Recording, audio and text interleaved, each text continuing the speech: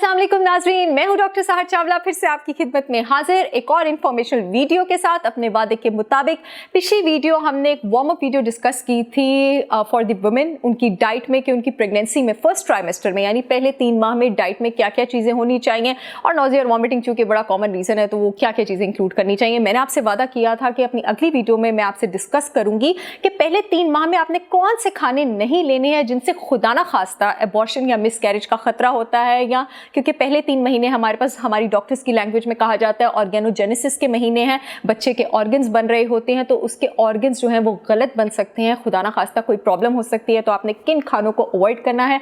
सबसे पहले इसमें आपके पास आ जाते हैं sugar rich food items. Sugar rich food items जब आप लेते हैं, वाइट शुगर और रिफाइंड शुगर की मैं बात कर रही हूँ, तो बच्चे को तो बाद में नुकसान पहुंचाता है, पहले खुद आप अपने आप को गेस्टेशनल डायबिटीज के खतरे पर डाल देते हैं।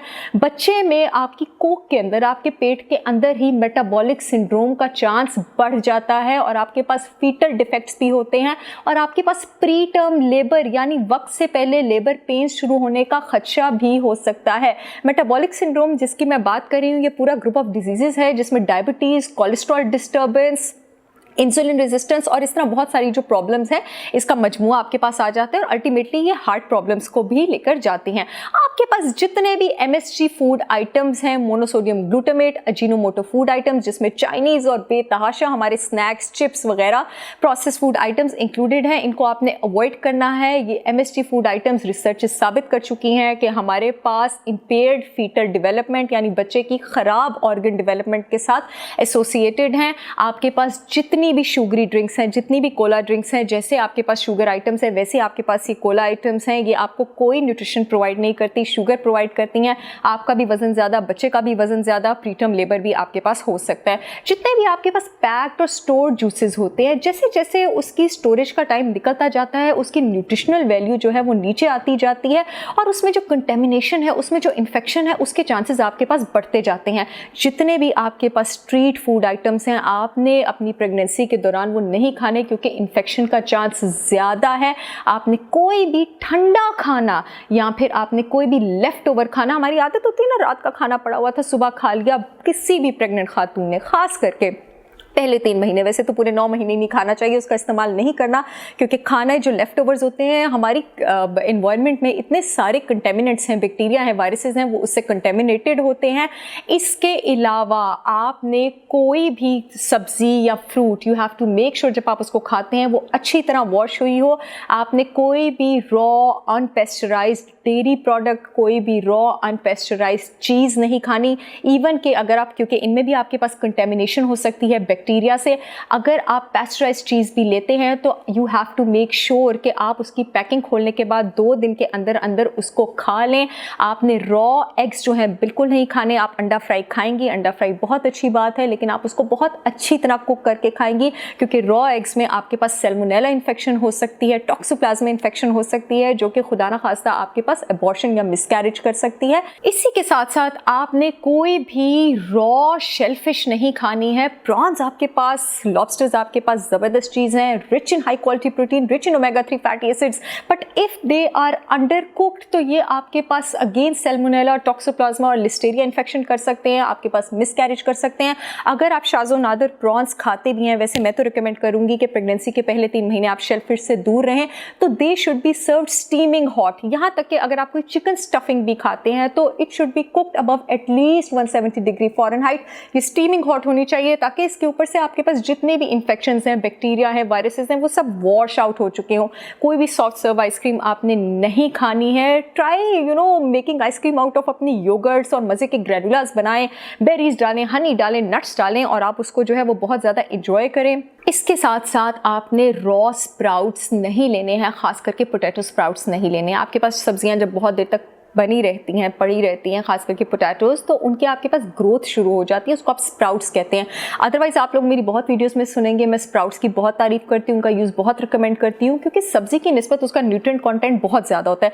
लेकिन जो आपके पास रॉ स्प्राउट्स होते हैं उसमें आपके पास एक सब्सटेंस होता है सोलेनिन, ठीक है, जो कि आपके फीटस जो है उसकी डेवलपमेंट, उसके ऑर्गन्स की डेवलपमेंट ख़राब कर सकता है और आपके पास मिसकैरेज भी कर सकता है। वेल कुक्ड स्प्राउट्स जो है वो आप कभी कभी जो है उसको आप इस्तेमाल कर सकते हैं। आपने कोई भी फिश ऑयल सप्लीमेंट्स, लिवर या लिवर प्रोडक्ट्स जो हैं वो बहुत ज़्यादा इस्तेमाल नहीं करने। फिश ऑयल सप्लीमेंट्स तो बिल्कुल भी इस्तेमाल नहीं करने।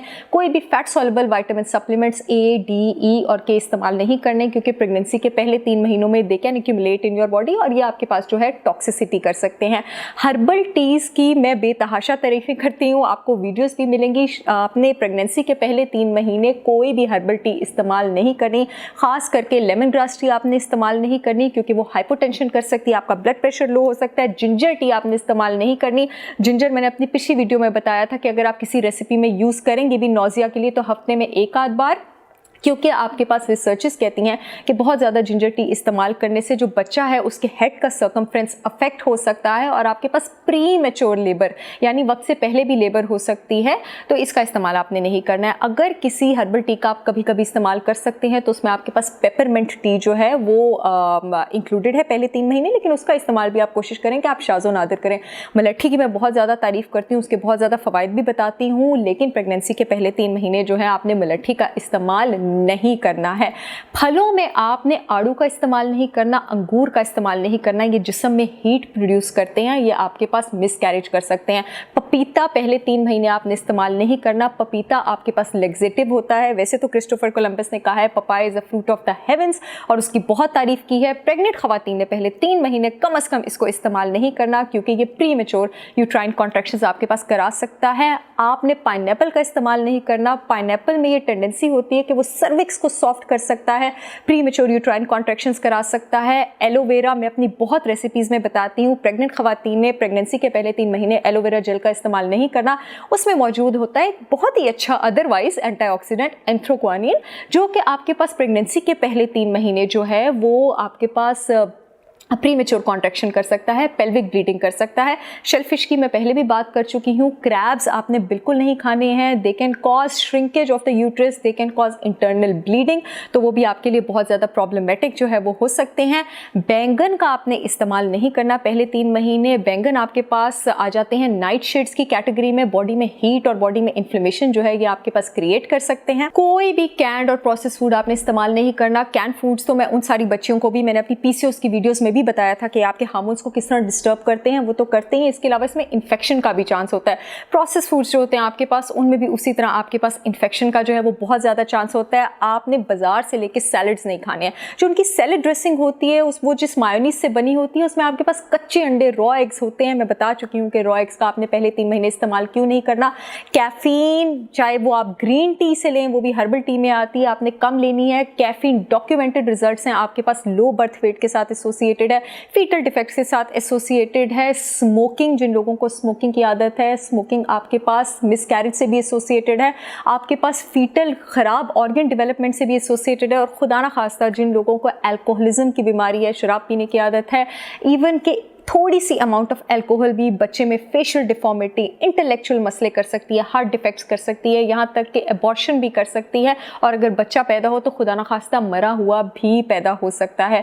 ये बहुत थोड़े से डोंट्स से मैंने कोशिश की कि मैं अपने नॉलेज, एक्सपीरियंस और जो लिटरेचर मैंने पढ़ा है उसके हिसाब से कंपाइल करके आपको एक्सप्लेन कर सकूँ, ताकि एटलीस्ट आपको थोड़ा बहुत आइडिया हो जाए कि आपने किन फलों और सब्जियों की तरफ जाना है और किन की तरफ नहीं जाना।